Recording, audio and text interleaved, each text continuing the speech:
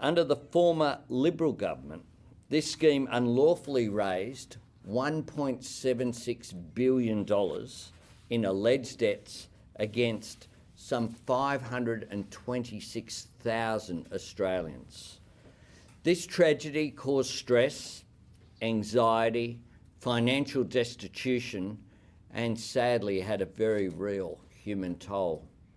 For more than 4 years, Liberal ministers dismissed or ignored the significant concerns that were raised over and over again, including in the Parliament, but also by victims, by public servants, by community organisations, and of course legal experts.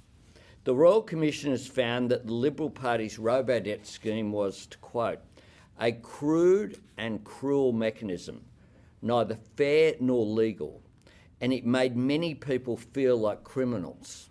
In essence, people were traumatised on the off chance they might owe money. It was a costly failure of public administration in both human and economic terms. There are a range of other quotes that stood out to me when I went through the report in the short time that we've had it this morning. On page 658, it says this: as to whether the Australian government sought to prevent scrutiny of the Robodebt scheme, there is no doubt that there was a constant misrepresentation that the scheme involved no change in the way income was assessed or debts were calculated. When I read that, I recalled the multiple times where we asked questions in the Parliament, and then Prime Minister Morrison responded by saying that there were no changes had occurred, that this somehow went back to the period prior to the change of government that occurred in 2013. It makes it very clear that that isn't the case. It goes through in great detail the impact on victims, and on page 342 it goes through very clearly about the ill effects of the scheme were varied, extensive, devastating and continuing. The Commission goes through in enormous detail as well the human impact of the scheme, but it also goes through the economic cost. On page 401 it says this: the Commonwealth incurred estimated total costs of $971.391 million in implementing, administering, suspending and winding back the scheme, including incidental costs. The net cost of the scheme is approximately $565.195 million, which represents the net impact of its estimated totals of $971.391 million, offset by the estimated savings of $406.196 million.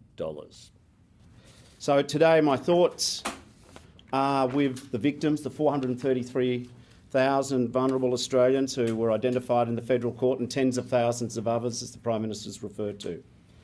They were literally shaken down by their own government, by a government who didn't have the power to raise debt notices against them, and in fact they did break the law.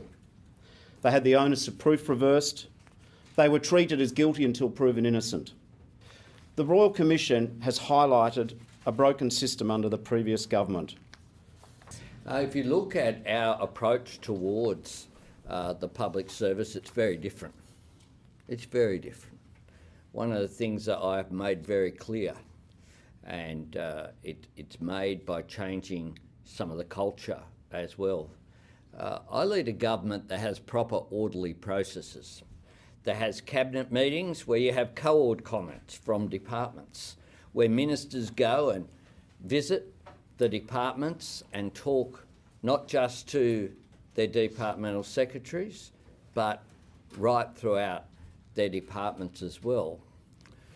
You make representations as a Member of Parliament on behalf of your constituents on a regular basis across a range of areas. When I asked my office how many of the representations that we were making were rejected by the department or by the government. The answer to that was 0. I thank Commissioner Holmes for exposing in such a direct, clear way the human tragedy that this represented. And my government will be committed to not just putting this report on a shelf, but making sure that it can never happen again and making sure that the government responds in an appropriate, ordered and considered way. Thanks very much. Thank you.